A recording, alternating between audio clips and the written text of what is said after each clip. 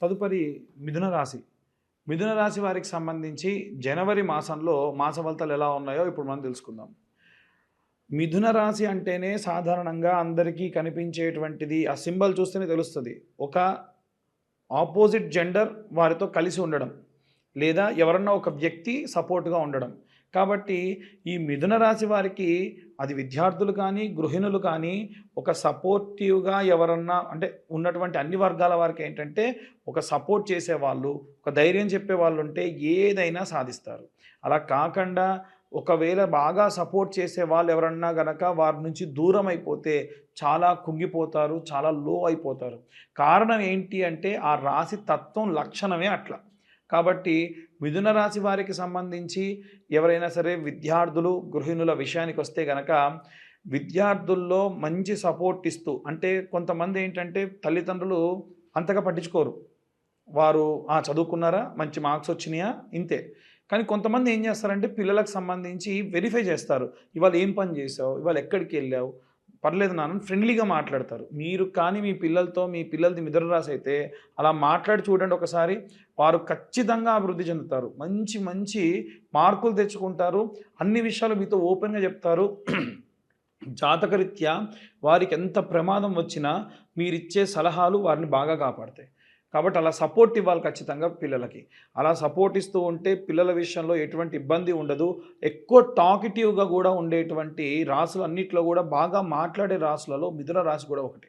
కాబట్టి పిల్లలు బాగా మాట్లాడతారు, బాగా ఎక్స్‌ప్రెస్ చేస్తారు. వీరంతా కూడా పబ్లిక్ పోర్టల్ డొమైన్‌లో ఉండేటువంటి అవకాశం అధికంగా ఉంది. ఇక గృహిణుల విషయానికి కూడా వస్తే మీరు వారిని మంచి సపోర్ట్ చేస్తూ ఒకవేళ ఆడవాళ్ళు ఉద్యోగం చేస్తున్నా, ఇంట్లోనే ఉంటూ, ఇంట్లోనే ఏదైనా చిన్న కారు బిజినెస్ చేస్తున్నా, ఎవరైనా సరే సపోర్ట్ చేస్తే వాళ్ళు చాలా బాగా అభివృద్ధి చెందుతారు. ప్రతి ఒక్కరి విజయం వెనకాల కూడా వారి యొక్క భార్య ఉంటుంది, లేదా ఒక స్త్రీ ఉంటుంది అంటారు కదా! ఆడవాళ్ళకి కూడా సపోర్ట్ చేసే వాళ్ళు ఒకళ్ళు ఉంటే చాలు చాలా బాగా అభివృద్ధి చెందుతారు. అలాగే ఈ యొక్క గృహిణులు, విద్యార్థుల విషయంలోనే కాకుండా ఉద్యోగస్తుల విషయంలో, వ్యాపారస్తుల విషయంలో కూడా మనకి ఉద్యోగస్తుల్లో కూడా చూడండి కొంతమంది వాళ్ళకి ఏ ఇబ్బందొచ్చినా ఒక మెంటర్‌ని పెట్టుకుంటారు. అవతల వాడు తిట్టినా, అవతల వాడు పొగిడినా, అరె! వీడేంట్రా ఎప్పుడు నా దగ్గరకొస్తున్నాడు అని అనుకున్నా సరే, వారి దగ్గరికెళ్ళిపోయి సార్ నాకు ఈ ప్రాబ్లమ్ ఉంది. ఒకసారి మీతో మాట్లాడాలి అని చెప్పి వాళ్ళ ప్రాబ్లమ్ డీటెయిల్డ్‌గా చెప్పి మంచి సలహా తీసుకొని ఎళ్తారు. కాబట్టి ఖచ్చితంగా ఈ ఉద్యోగస్తుల విషయంలో కూడా అలా మీరెవరినైతే అడిగి సలహా తీసుకొని ముందుకెళ్తూ ఉన్నారో పక్కాగా వర్కౌట్ అవుతుంది. మీరు మీ మీ యొక్క తత్వాన్ని అలాగే ఉంచండి. ఈ మాసంలో మధ్యలో అంటే మూడో వారం విషయానికి వస్తే అంటే మనకు మకర సంక్రాంతి పూర్తయినటువంటి వారం ఏదైతే ఉందో ఆ వారంలో మటుకు చిన్న చిన్న మార్పులు, చిన్న చిన్న ఇబ్బందులు, మెంటల్ టెన్షన్స్, స్ట్రెస్ బాగా ఉంటుంది. కాబట్టి ఎట్టి పరిస్థితుల్లో ఈ ధోరణిలో కాస్త జాగ్రత్తగా ఉండడం మంచిది. ఇక ప్రత్యేకంగా ఎవరైతే వ్యాపారస్తులు ఉంటారో కొంతమంది వ్యాపారస్తుల విషయంలో నేను బాగా దగ్గరగా చూసినటువంటి వాళ్ళు అంటే నేను చూసినటువంటి వాళ్ళు చిన్న చిన్న బిజినెస్ల దగ్గర నుంచి పెద్ద పెద్ద బిజినెస్లు చేసే వాళ్ళ వరకు కూడా ఏంటంటే తీసుకునేటువంటి నిర్ణయం వెంటనే తీసుకోరు. నలుగురిని కలుస్తారు. ముగ్గురు డెసిషన్స్‌ని ఫైనల్ చేస్తారు. దాంట్లో ది బెస్ట్ ఏదుందో దాన్ని కన్ఫర్మ్ చేస్తారు. అలా మీరు ఈ మాసంలో కూడా ఏదైతే నిర్ణయం తీసుకుంటూ ఉన్నారో దాన్ని ఇంకొంచెం పోస్ట్‌పోన్ చేయడం మంచిది. ఎందుకంటే ఎప్పుడు కూడా జనవరి మాసంలో బిజినెస్ పరంగా ప్రారంభించిన, మార్పులు చేసిన, సక్సెస్ అయిన వాళ్ళు చాలా చాలా తక్కువ.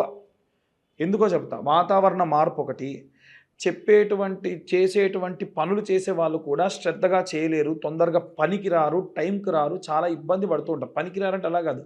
ఆ పని చేయడానికి సమయానికి రారు. దానివల్ల ఇబ్బంది పడుతూ ఉంటారు కాబట్టి ఎట్టి పరిస్థితుల్లో ఈ మాసంలో మీరైనా కీలక మార్పులు తీసుకునేది ఉంటే ఆపడం మంచిది.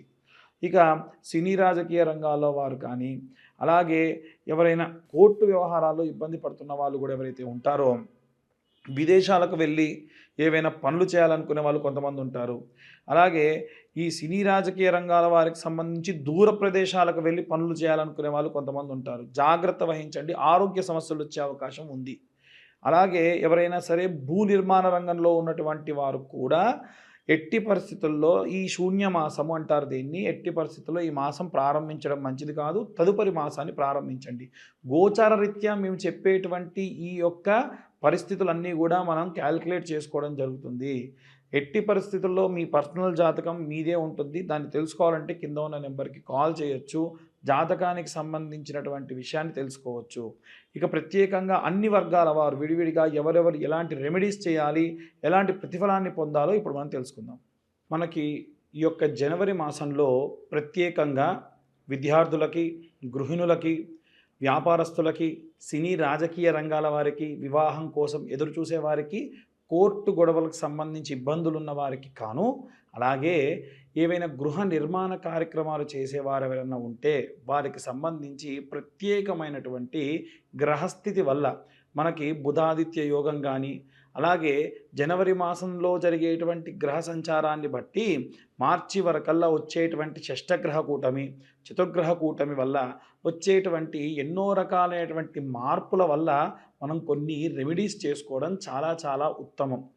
అవి ఏమేం చేసుకోవాలి, ఎవరెవరు ఎలాంటివి చదువుకోవాలి అనేది ఇప్పుడు మనం తెలుసుకుందాం. విద్యార్థుల విషయానికి వస్తే గనక విద్యార్థులందరూ కూడా ఓం వాగ్దేవ్యై నమః అన్న మంత్రాన్ని ప్రతిరోజు 11 మార్లు పఠనం చేస్తూ వీలైనంత వరకు వారానికి ఒక్కసారైనా సరే నీలా సరస్వతి స్తోత్రాన్ని వినడం కానీ పఠనం కానీ చేయించడం చాలా చాలా మంచిది. అలాగే గృహిణులందరూ కూడా అయితే గనక రోజు మీ ఇంట్లో ఒక చిన్న అమ్మవారి యొక్క విగ్రహం కానీ, ఒక బొటనవేలు పరిమాణంలో ఒక విగ్రహాన్ని పెట్టుకొని అమ్మవారి ముందు ఒక ఒక్క పెట్టుకొని శ్రీమాత్రే నమః అనుకుంటూ 108 సార్లు కుంకుమతో అర్చన చేసుకోవడం చాలా చాలా ఉత్తమం. అలాగే ఎవరైనా ఉద్యోగస్తులు కానీ, వ్యాపారస్తులు కానీ ఇప్పుడు నేను చెప్పేటువంటి ఈ మంత్రాన్ని పఠనం చేయడం చాలా చాలా శ్రేయస్సుకరం. ఆ మంత్రం ఏమిటి అంటే ఓం క్లీం కృష్ణాయ వాసుదేవాయ హరయే పరమాత్మనే ప్రణతక్లేశనాశాయ గోవిందాయ నమో నమః. ఈ మంత్రాన్ని ఈ యొక్క ఇంట్లో ఉన్న వారందరూ కూడా ఎవరైతే వ్యాపారంలో ఉన్నటువంటి వారు ప్రత్యేకంగా చేయడం మంచిది. అలాగే మీ వ్యాపార స్థలం దగ్గర ప్రతిరోజు సాయంత్రం సమయంలో ఐటీలో ఉండేటువంటి వ్యాపారస్తులు ఉంటారు, పెద్ద పెద్ద ఎంఎన్సీలో ఉండేటువంటి వ్యాపారస్తులు కూడా ఉంటారు. నేను చెప్పేటువంటిది అన్ని వర్గాల వ్యాపారస్తులకి కూడా అనేటువంటిది బాగా గమనించాలి. ఇందాక చెప్పిన ఉద్యోగస్తులకు కూడా ఒక పచారీ కొట్లో పనిచేసే ఉద్యోగస్తుడు ఉంటాడు, అలాగే ఒక ఎంఎన్సీ కంపెనీలో పనిచేసేటువంటి ఉద్యోగస్తుడు ఉంటాడు. అందరికీ కలిపి చెప్పినటువంటి మంత్రం అది. అయితే ఈ వ్యాపారస్తులు ప్రత్యేకంగా ఏం చేయాలి అంటే ప్రతిరోజు వ్యాపార స్థలంలో సాయంత్ర సమయంలో కాస్త ధూపం వెలిగించి అమ్మవారికి సంబంధించినటువంటిది ఏదో ఒక మహాలక్ష్మీదేవికి కానీ లేదా అమ్మవారికి సంబంధించినటువంటి మంత్రపఠనం చేయడం చాలా చాలా మంచిది. ఒకటి. రెండవది ఏమిటి అంటే మీరు వ్యాపార స్థలాన్ని బంద్ చేసి వెళ్ళేప్పుడు ఒక పేపర్ తీసుకొని కుడివైపు 3 సార్లు ఎడంవైపు ఒకసారి తిప్పి అక్కడ పడేసి వెనక్కి తిరిగి చూడకుండా వెళ్ళిపోవడం చాలా చాలా ఉత్తమం. మనం మార్వాడీస్ని కానీ జైష్వాల్స్ని కానీ చూసుకున్నట్టయితే వారి వ్యాపార స్థలం దగ్గర ఇలా చేస్తారు. ఎందుకంటే మన వ్యాపార స్థలం దగ్గరికి ఎంతోమంది వచ్చేటువంటి వాళ్ళు శౌచముతోని మైలతోని అంట్లతోని వస్తారు కాబట్టి అవేవి రాకుండా ఉండాలి, అవేవి మీకు అంటకుండా ఉండాలి అంటే ఈ రెమెడీ చేయడం మంచిది. అలాగే వ్యాపార స్థలం దగ్గర కౌంటర్లో ఒక పటికని ఉప్పులో పోసి గాజు పాత్రలో ఉప్పు పోసి పెట్టుకోవడం మంచిది. నిమ్మకాయని గాజులో వేయడం వల్ల అది తేలితే మంచిది, మునిగిపోతే అంత శ్రేయస్కరం కాదు. అలాగే మీ క్లీనింగ్ చేసేటప్పుడు కొంచెం ఉప్పు పసుపు వేసిన నీళ్ళతోని క్లీన్ చేయించడం వల్ల కూడా సకల గాలి ధూళి యంత్ర మంత్రాల వల్ల వచ్చినటువంటి దోషాలు కూడా పోతాయి. ఇక ప్రత్యేకంగా సినీ రాజకీయ రంగాల వారు కానీ ఎవరైనా సరే కోర్టుల్లో పనిచేసి కోర్టు కేసులతో తిరిగేటువంటి వాళ్ళు పబ్లిక్ పోర్టల్లో బాగా ఉంటారు కాబట్టి మనకు దుర్గా కవచము అనేటువంటి కవచం ఉంటుంది. ఈ దుర్గా కవచం ఎలా ఉంటుందంటే శృణోదేవి ప్రవక్ష్యామి కవచం సర్వసిద్ధిదం పఠిత్వా పాఠయిత్వా చ నరో ముశ్చేత సంకటాత్ ఇలా ప్రారంభమవుతుంది. అమ్మవారికి సంబంధించి 8 శ్లోకాలు ఉంటాయి. ప్రతిరోజు అది చదువుకోండి. ఎందుకంటే పబ్లిక్ పోర్టల్లో తిరిగేటువంటి వాళ్ళకి ఎంతో దిష్టి తగులుతుంది. అది పోవాలి అంటే ఈ మంత్రాన్ని చదువుకోవడం చాలా మంచిది. ఇక ప్రత్యేకంగా ఏవైనా సరే ఒక పఠనాన్ని ఒక మంత్రాన్ని మనం జపంగా చేయడం మంచిది అనుకుంటే ఎలా అనుకుంటే ప్రతిరోజు అసుర సంధ్యా సమయంలో పంచాక్షరి మంత్రం అంటే ఓం నమః శివాయ అనే మంత్రాన్ని పఠనం చేయడం చాలా చాలా శ్రేయస్కరం. నిర్మాణ రంగంలో ఉన్న వాళ్ళైతే గనక శరవణ భవాయ విద్మహే కార్తికేయాయ ధీమహే తన్నో స్కంద ప్రచోదయత్. ఎందుకంటే ఆయన భూమిని చీల్చుకుంటూ పుట్టాడు కాబట్టి భూమికి సంబంధించిన మంత్రం, కుజుడికి సంబంధించిన మంత్రము, సుబ్రహ్మణ్య స్వామికి సంబంధించిన మంత్రం చాలా చాలా కాపాడుతుంది. ఈ యొక్క మంత్ర పఠనాన్ని, రెమెడీస్ని ఫాలో అయ్యి అందరూ కూడా చాలా శ్రేయస్కరంగా ఉంటారని కోరుకుంటున్నా. అందరికీ కూడా మకర సంక్రాంతి శుభాకాంక్షలు, అలాగే నూతన ఆంగ్ల సంవత్సర శుభాకాంక్షలు. ఎవరైనా సరే జాతకాలకు సంబంధించి ఫోన్ చేస్తూ ఉన్నారు, దయచేసి వాట్సాప్ చేయండి. ఒకవేళ కాల్ చేయదలుచుకుంటే కింద ఇచ్చేటువంటి నెంబర్కి మీరు కాల్ చేయొచ్చు. పూర్తి జాతకాన్ని 60 పేజీల్లో క్యాలిక్యులేషన్స్ చేసి మీకు పంపించి పూర్తిగా మీతోని ఒక అరగంట సేపు మాట్లాడడం జరుగుతుంది. ఈ క్యాలిక్యులేషన్స్కి గాను మాకు కాస్త 3 నుంచి 4 గంటల సమయం పడుతుంది.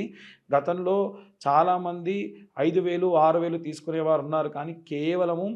1,521 మాత్రమే తీసుకుంటూ అందరికీ కూడా ఈ జాతక వసతిని కలిగిస్తూ ఉన్నాము.